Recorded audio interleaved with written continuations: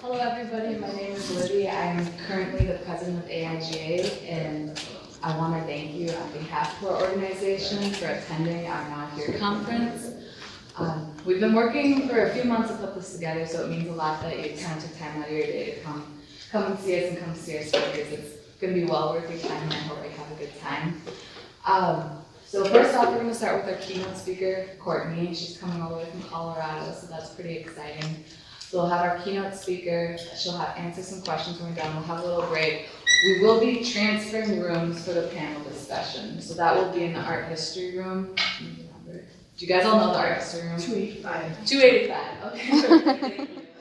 And there we will, each designer, minus Courtney, will be presenting kind of about themselves and about their work, kind of 5 to 10 minutes, and then it'll be open to discussion. So if you guys think of questions and stuff, that'd be great. So then you can ask them during that time. And then after that, there'll be a lunch break. We're getting pizza, a couple other things for you guys. That's all on us.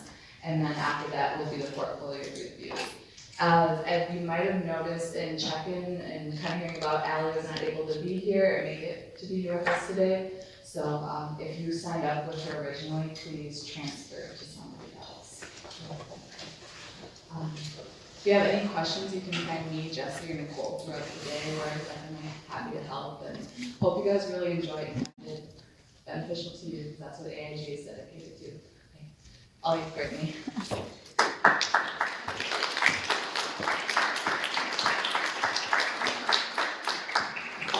I forgot to mention our sponsors. Very sorry. Thank you, Polito Stop and Papa John's, MJ's, Dunkin' Donuts, and Shakes. We really appreciate them. It wouldn't be possible. So now, thank you.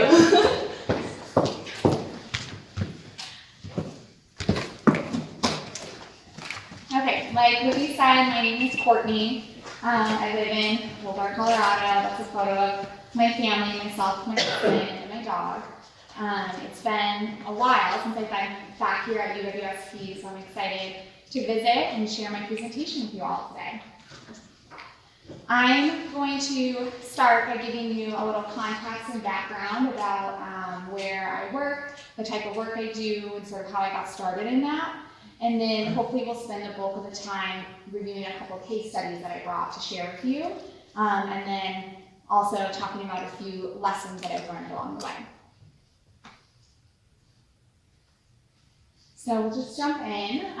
Like I said, I graduated from UWSP, the graphic design program, and then for the first couple years of my career, I really had more traditional graphic design jobs, and they were awesome at really giving me a strong foundation, and I learned so much. But since then, I found myself in more of this experiential design role. And I say it that way because experiential design really wasn't a goal of mine or like a path I was headed down. I really ended up here just through a series of opportunities that I had to do things that I had never done before, and just sort of jumping in and figuring it out.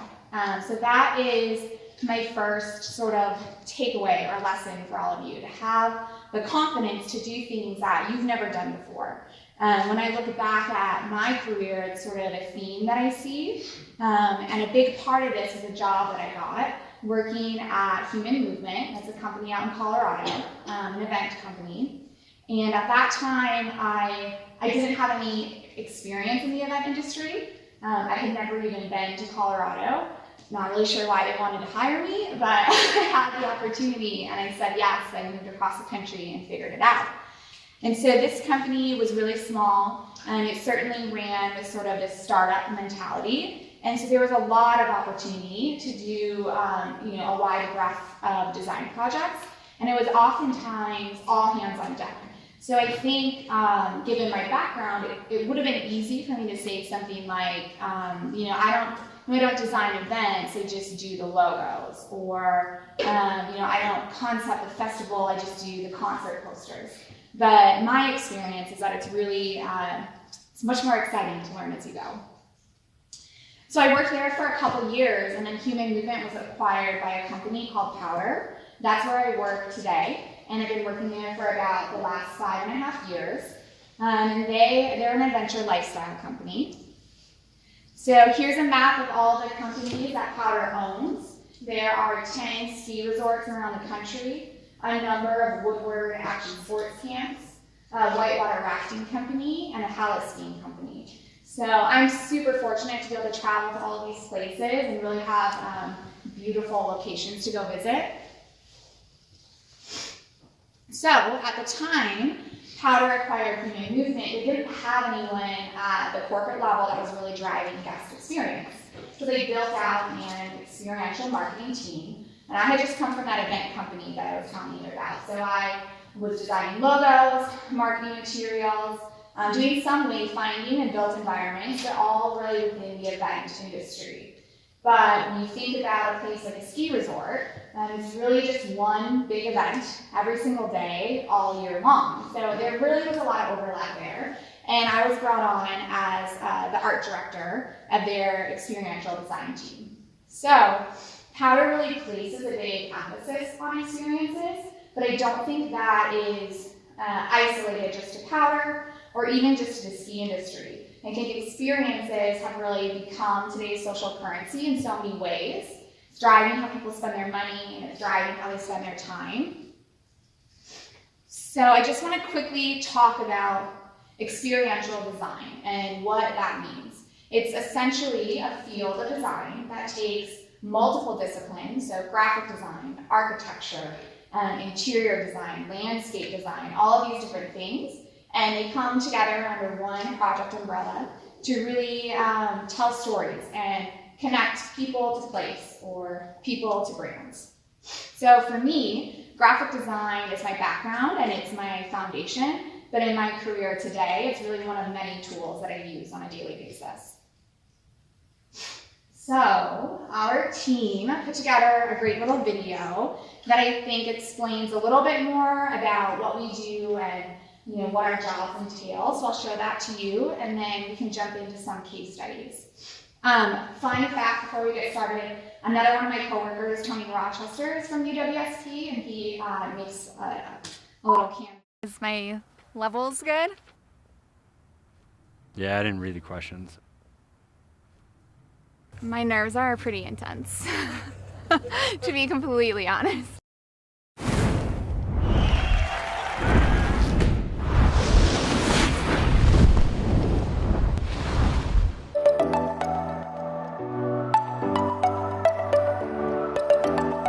I'm Mitra Beyer. I'm the Senior Vice President of Experiential Marketing at Powder. My name is Heather Driscoll, and I'm the Director of Experiential Marketing at Powder. My name is Tony Rochester, also known as Toro. I'm the Creative Director at Powder. My name is Courtney Landcore, and I'm the Art Director at Powder. The Experiential Marketing team will assist with anything you can see, touch, feel, hear, or eat at our Powder properties. And we also help manage and oversee any of our portfolio-wide brands that come to life locally at each of our properties.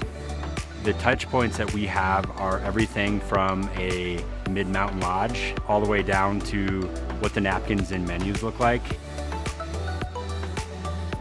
One of my favorite projects that I've worked on is 71 out at Snowbird.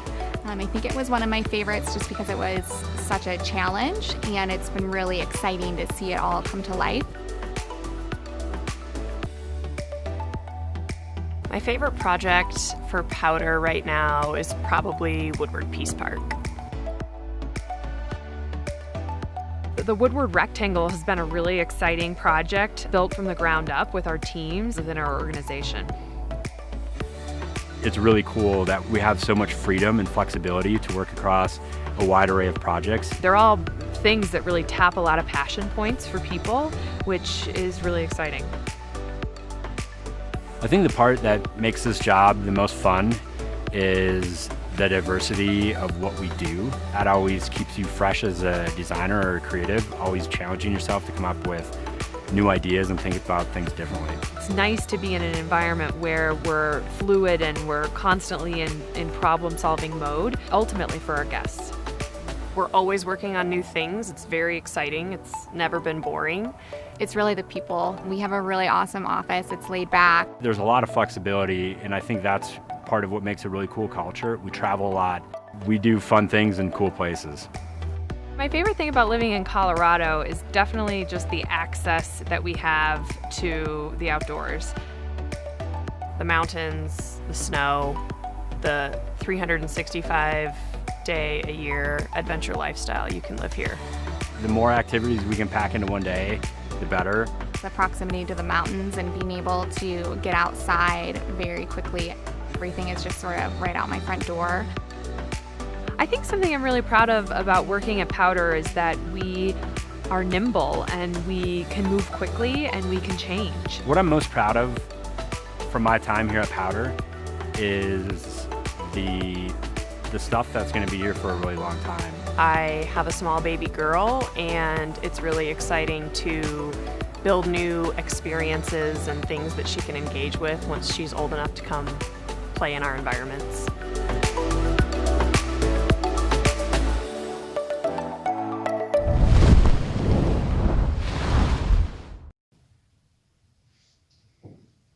Okay, so I think that gives you a really good sense of what we do, and now I brought 4 different case studies that I'm going to share with you, and I think all 4 of them incorporate graphic design in various degrees, but then they also bring other design disciplines underneath one project umbrella. So the first one is 71. You heard me reference it in that video. This is a redesign of a restaurant out at Snowbird, Utah.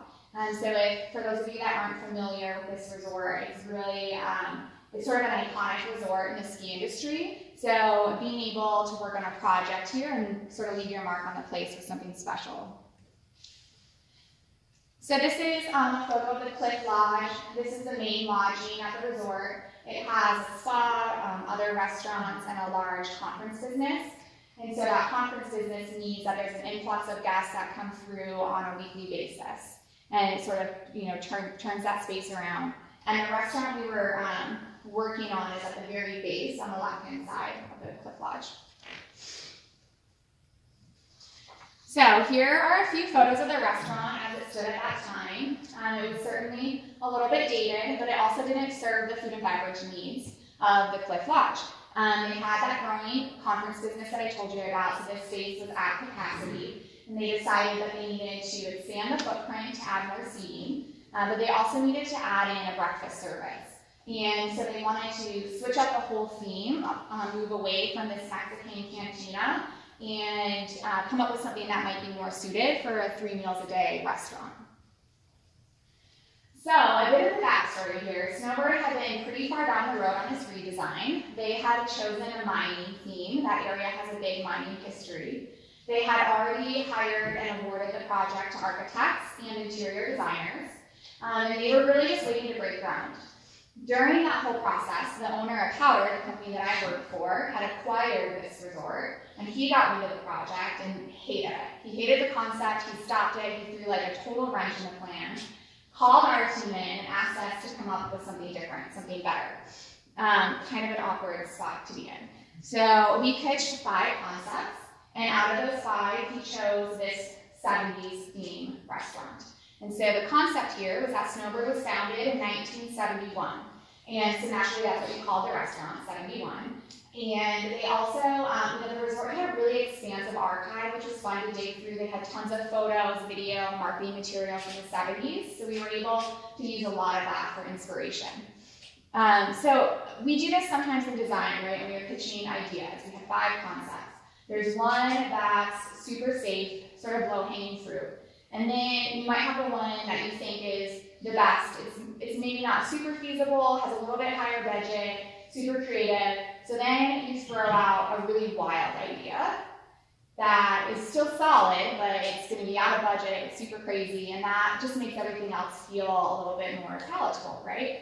Well, in this case, we chose the super crazy idea that we threw out there, and that was the something. So that was really exciting. We also didn't really have a budget for this project, and that never happened. So it was a really exciting project to work on. So just really quickly, I wanted to show you the floor plan, and really the only thing to note is how all the spaces are sort of closed off. So you can see over here, this is the bar area, this is like an arcade room, the waiting room, the main dining space, and then over here is a private like event space that you can rent out. And so we thought, after we had this 70s theme, we thought, well, this lends itself really well to have a lot of micro spaces within the restaurant footprint. So each room really has its own look and feel, but it all falls underneath this 70s theme. So just walking you through our process a little bit here, the next step was then to build out this theme. So we had a full presentation, a lot of context and background, mood boards for each space, and then we would then use this to kick off the architects and interior designers and really get everybody on the same page. So I'm not going to walk you through the whole presentation, but just two mood boards quickly. This is for the waiting room. And so the idea here was that we wanted it to be 70s theme, but it's a little bit more subdued than the rest of the space. It really just kind of gives you a sense of what's to come, of what you might see as you move through the restaurant. And then here's a mood board for the restrooms. So you can see all the fixtures are brass. This wasn't just isolated to the restrooms. We pushed really hard to have all the fixtures throughout the space be brass, because that felt really like on theme and really 70s. And then on the left-hand side, you can see all these TVs. So we had this concept that we were going to get these retro TVs, take the screens out, replace them with flat screen TVs, and then we had a bunch of footage from the 70s, so we were going to play those videos on loop in the restrooms. Kind of a crazy idea, but we were able to bring it to life, so I'll show you some photos of that in a minute.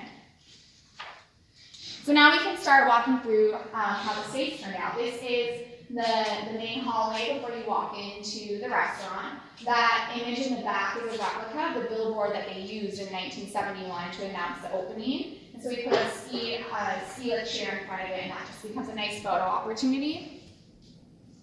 And then here's how the waiting room turned out. So you can see you've got those leather built-ins.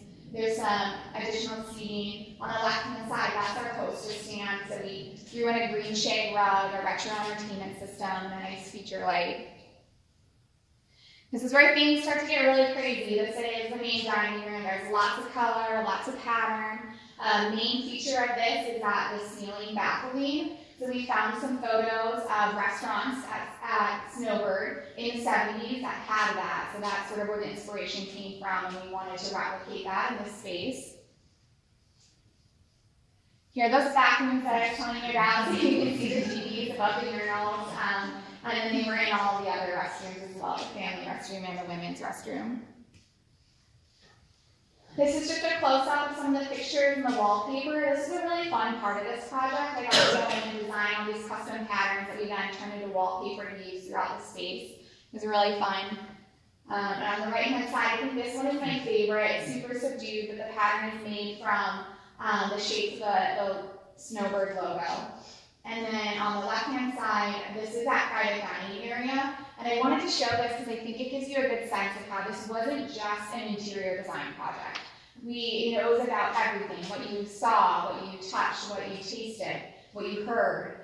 So we worked with the food and beverage team on all of the serveware to make sure that it was very on theme. And we worked with them on the menu, as well as the music playlist. So when you were walking through the space, you were really immersed in this.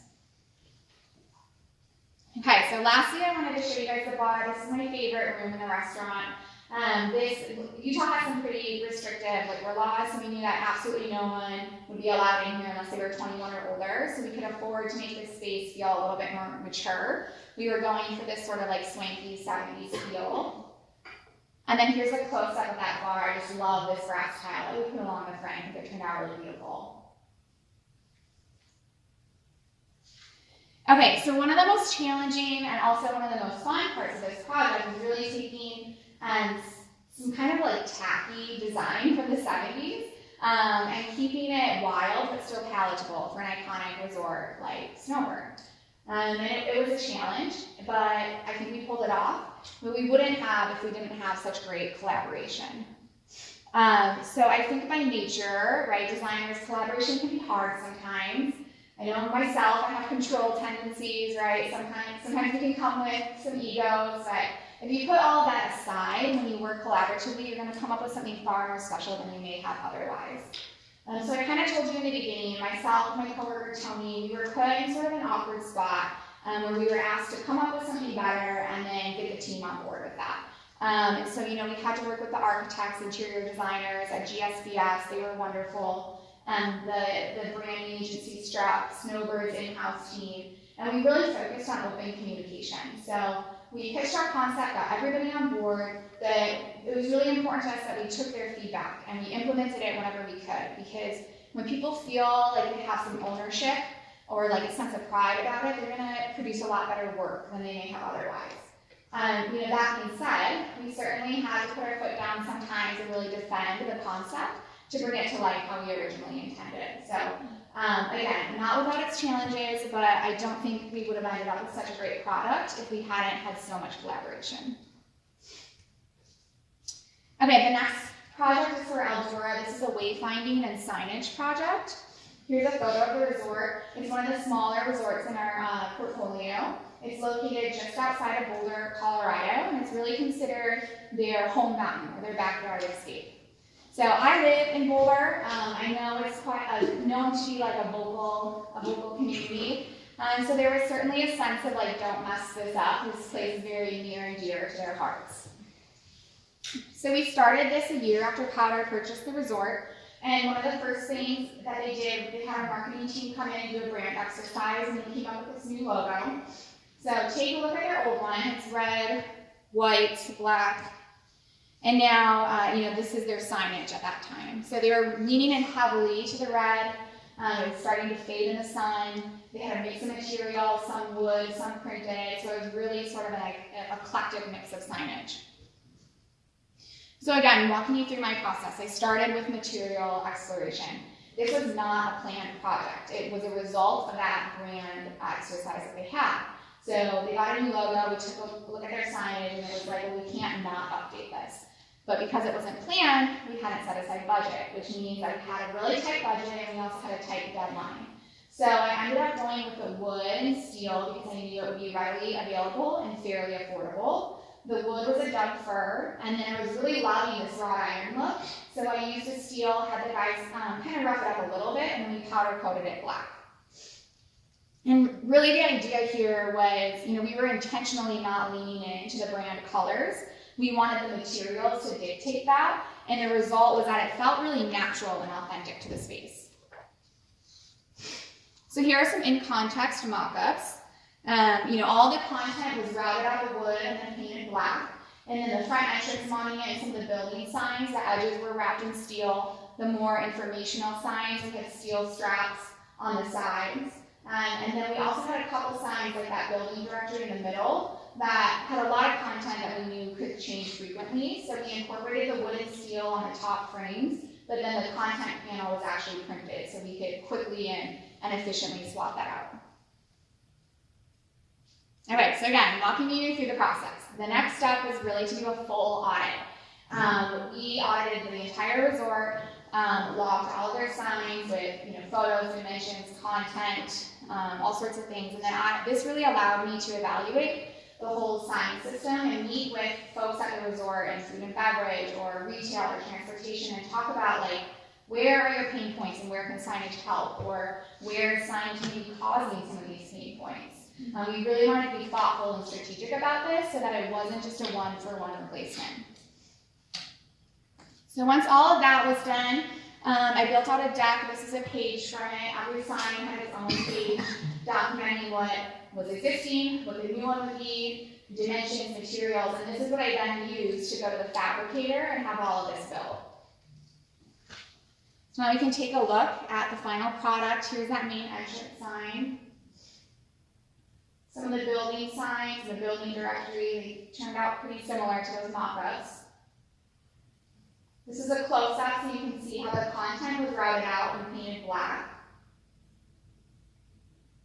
And then that same entrance sign just another direction if you're leaving. Okay, so I really had to own this project from top to bottom. I wore a lot of hats and learned a lot of different things. I was a lead visual designer on this, but I also managed the project, the budget, the fabricators, the install, all that coordination, and so I learned a lot. So when I say keep learning and adding new skills to your tool belt, that absolutely pertains to design skills, but it's more than that. I learned a lot about organization and management and delegation, some of those skills are really important and they make you, they set you apart as a designer, and they'll make you more valuable to an employer as well. Okay, so the third project I want to share with you is Subaru Winter Fest. This is a weekend winter festival with our partner, Subaru. So the event is hosted at all the Powder properties, and it really brings skiers and snowboarders together to celebrate all things winter and mountain lifestyle. The event is anchored by national music acts, and it's really become a big draw for our properties. It serves over 150,000 people each season.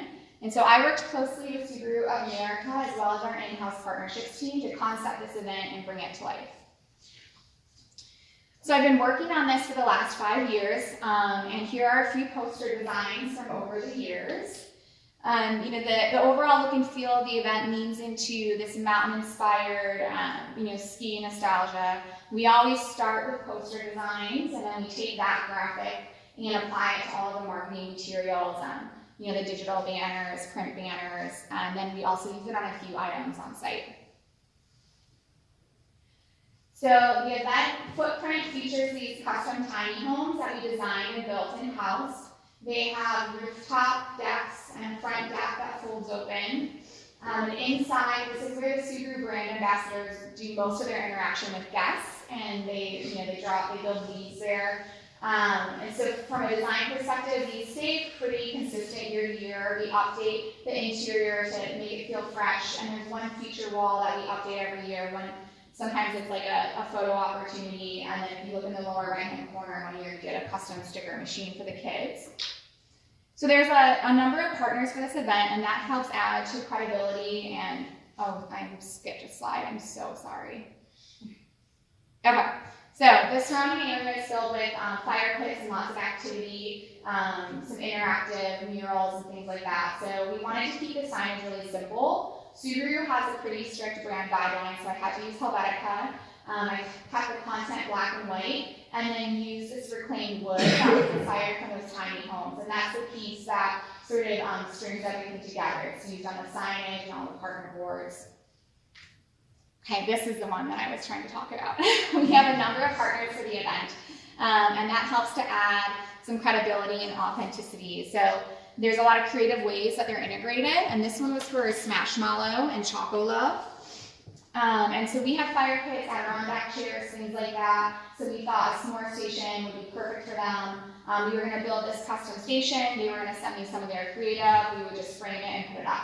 But I got it, and it really felt like it was clashing, and it didn't look like our event. So I asked them to send me some of their product, partly so I could taste test it, but also so that I could take photos of it and do this product lay down and come up with a new design, which they loved and we used. And so I think, sometimes these smaller projects, if you really push yourself, can be super fun and creative. So like I said, we have a lot of hangout areas and interactive pieces. We took the poster design on the left-hand side, blew it up, put a ski chair in front of it, and that's a photo opportunity. And then on the right-hand side, I took the artwork and outlined it and created this oversized coloring book so kids could interact with that and families could color it in throughout the weekend. And then lastly, the music is really a big part of this. We partner with Harmon Kardon to bring in some big acts. And I get to do all of the banner designs. So again, leaning on that poster artwork for the backdrop and then incorporating all of the partner logos and the side banners. So really quickly, just a promo video that I think shows you how this all comes together. Well, I'm standing on the door by the river at my home, thinking about the days I left behind. All the years I rode, not a nickel can I show, and the river helps to ease my worries. I'm letting go of all my trouble. I think I'll be right here to stay. Well, the water keep turning while my poor heart is burning. Muddy water, take my pain away. Muddy water, take my pain away.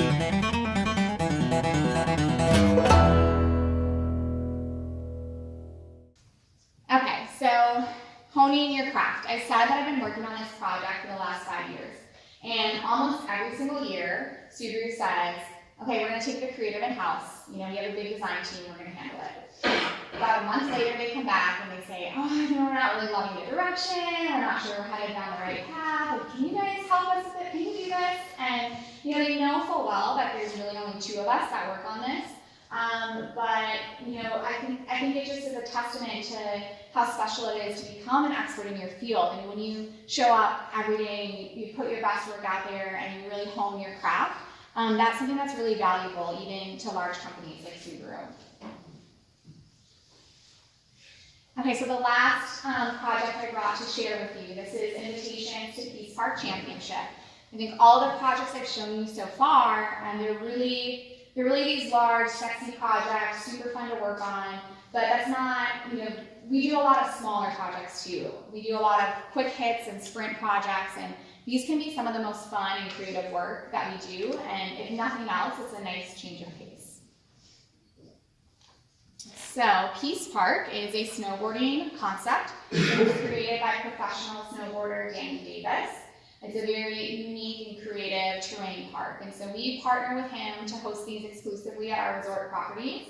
But then every year he has a big championship or competition where he invites all of his friends to come and participate. And they're all professional snowboarders or Olympians or both. So we were tasked with coming up with the invitation for that year. And we actually had a decent budget for this project. So we were sort of planning this elaborate package design, and we thought we'd get some custom goggles, and then we were going down this route, and we're like, but these are all professionals. They get the best gear all of the time for free. Like, this isn't gonna be anything special to them. So we're like, let's give them an experience, something they won't forget. So, snowboarders are known to be kind of a rambunctious group, and we knew something like a prank would be received really well. And we also knew that the Burton US Open was happening that year in Colorado. And this was like on a Friday, and it was happening the following Thursday, and all of the athletes would be there, so we knew we had to act fast, and this was sort of like our moment that we had to take advantage of. So we came up with this concept of disturbing the peace. I designed these tickets that at first glance look like real citations, but then you see it has the Peace Park logo, and it has some other fun content in it. We knew obviously that we would have to film this. This was going to create like an awesome video. So we made this suspect board that we would use for B-roll in the film. And then the last piece was that we needed a peace officer, someone to hand out all these tickets. So naturally, we chose my coworker Tony, who you saw earlier in that video. He's a super nice guy, but he looks really intimidating. So we went to the Army surplus store and we got a whole outfit for him. We had some supplies in-house, so we made some fake badges. I mean, he looked real official. And again, we threw this all together in a week. So here is the resulting video. It's pretty long, so I cut it down, but you'll get the idea. Ready?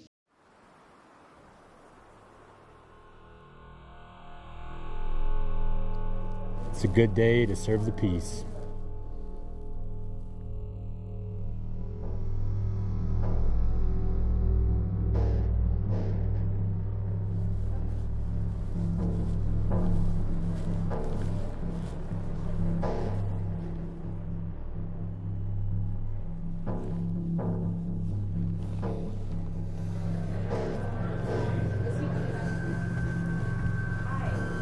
Hi. Looking for Redmond Gerard? Redmond Gerard, Sergeant Rochester with the California State Peace Department. You're being cited for disturbing the peace. Code number 415. Right here, hereby inviting you to the Woodward Peace Park. Dude, you were the most intimidating man ever. Look forward to seeing you. Terrifying. Oh my god. You scared me. Got it. Yeah, we got it. I think I see him. Is that red jacket? Who's he with? Yeah. Are you Rene? Yeah. Rene Renaconis? Yeah. What is that? California State Peace Department. Hereby inviting you to the Woodward Peace Park. Yep. Congratulations. Thank you so much. You're welcome.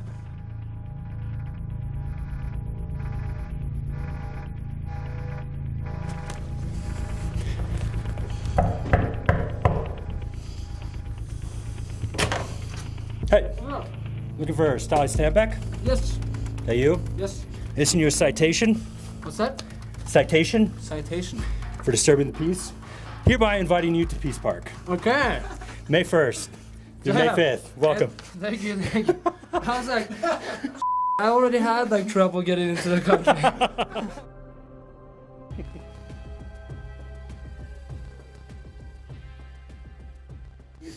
Looking for Mark McMorris. Mark McMorris. Over here. Oh. Me, Mark? All right, Mark. My name is Sergeant Rochester. I'm with the California State Peace Department. Yeah. You were being cited for disturbing the peace. In accordance with State of California Penal Code 415, disturbing the peace or breaching with criminal male intent. AKA, you're invited to the Peace Park.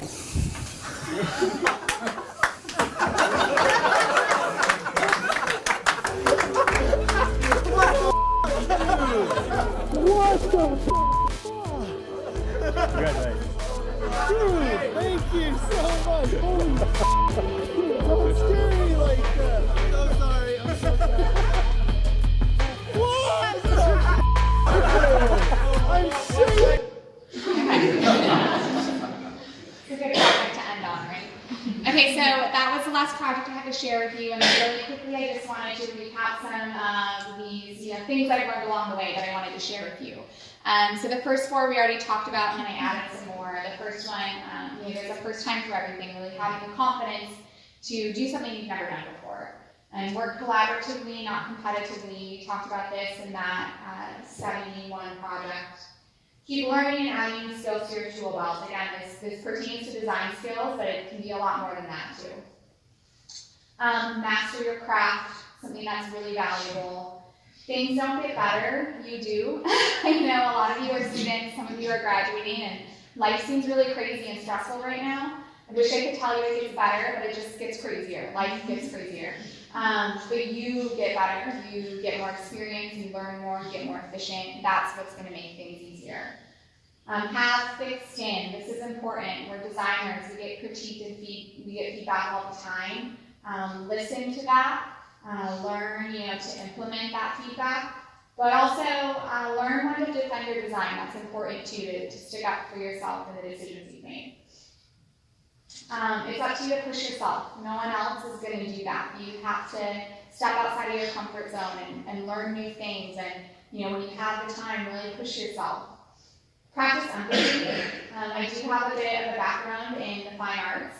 As an artist, we tell our own stories, and we tell things from our own perspective.